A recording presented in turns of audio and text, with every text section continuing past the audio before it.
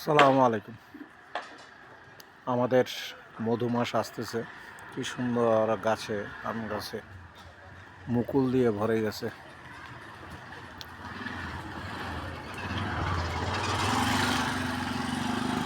গাছ, এই আম গাছটিতে সম্পূর্ণ রাতে মুকুল দিয়ে ভরে গেছে।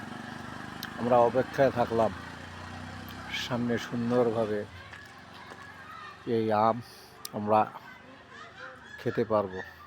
আল্লাহর নিয়ামত। আসলে প্রকৃতির কি মহিমা। গাছের গোড়ায় কোনো সার নাই, কোনো কিছু নাই, কোনো পানি নাই,